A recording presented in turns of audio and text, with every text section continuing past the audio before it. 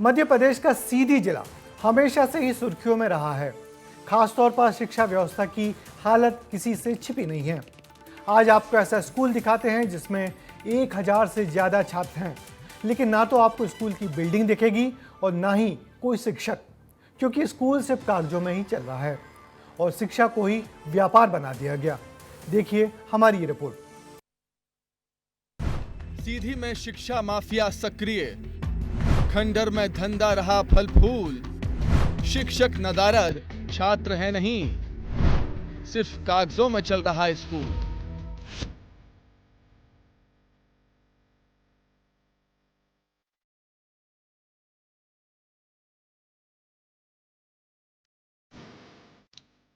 पहले ये खंडर देखिए, छप्पर टूटा है, दीवारें दम तोड़ गई हैं, दरवाजे टूट गए हैं, लकड़ी से बंद किए गए हैं, कुछ हिस्से तो जमींदोज हो गए हैं। लगता है ये इमारत बरसों से यूं ही पड़ी है।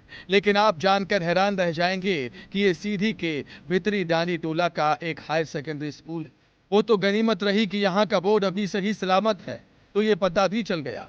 अंदर कमरों में गए तो कुछ ब्लैक बोर्ड के निशान बताते हैं कि यहाँ कभी पढ़ाई भी हुआ करती थी, लेकिन अब यहाँ कुछ भी नहीं। ये स्कूल शिक्षा को धंधा बनाने का अड्डा बन गया है।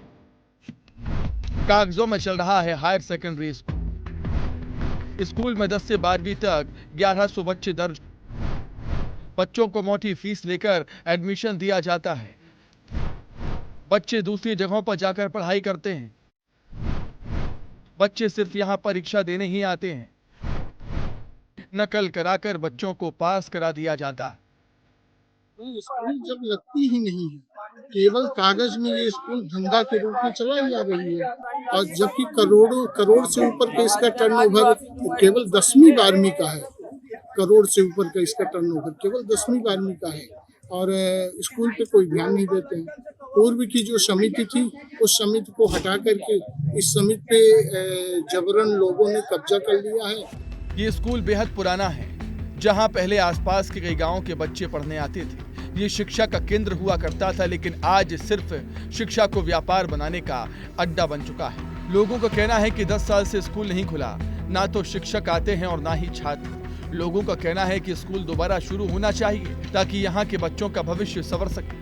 वो रेगुलर चालू हो चाहिए, मगर आज कम से कम 10 से 15 साल से कंटिन्यू बंद रहा है। रिकॉर्ड में चालू है और बाहरी स्टूडेंटन के यहाँ एडमिशन है, और 8 से 10,000 15,000 मनमानी फीस ली जाती है। एक कोनो फिक्स नहीं है कितनी फीस है महीना, और विद्यालय रिकॉर्ड में चल रही है। आज 15 साल से एक भी स्टूडेंट नहीं है बताए, और गांव की इतना जोरदार विकास यह स्कूल के कारण क्षति है कि बहुत ज्यादा।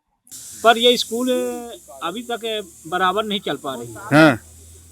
तो मैं यही कह रहा हूँ कि अगर जो शासन को जरूरत है पब्लिक की, तो स्कूल चलवाने की कोशिश करें, नहीं तो बंद करवा दे, काहे को रखे हैं। और जैसा नियम था उस ढंग से चलती थी। ये करीब 10 साल से केवल कागज में चल रही है। कागज में लड़कों का नाम लिखा जाता है और नकल करा के पास करने का आश्वासन दिया जाता है, और इसका परीक्षा के अंदर कंधवार किया जाता है, जो पहले से ही चर्चित है कि कंधवार अच्छा सेंटर नहीं था। और उसी में नकल करा के लड़कों को पास किया जाता है, मोटी रकम लड़कों से ली जाती है। वहीं पूरे मामले को लेकर अपर कलेक्टर अंशुमन राज ने बताया कि मामले की जांच कराई जाएगी और अगर संसाधन नहीं पाए गए तो मान्यता निरस्त कराने की भी कार्रवाई होगी। आपके माध्यम से मुझे ये पता चला है, हम वहाँ पे टीम भेजेंगे, पता भी कराएंगे अगर इस तरह की वहाँ पे हो रही है कि विदाउट स्कूल एडमिशन लिए जा रहे हैं, तो हम मान्यता समाप्त करने की कार्रवाई प्रस्तावित करेंगे।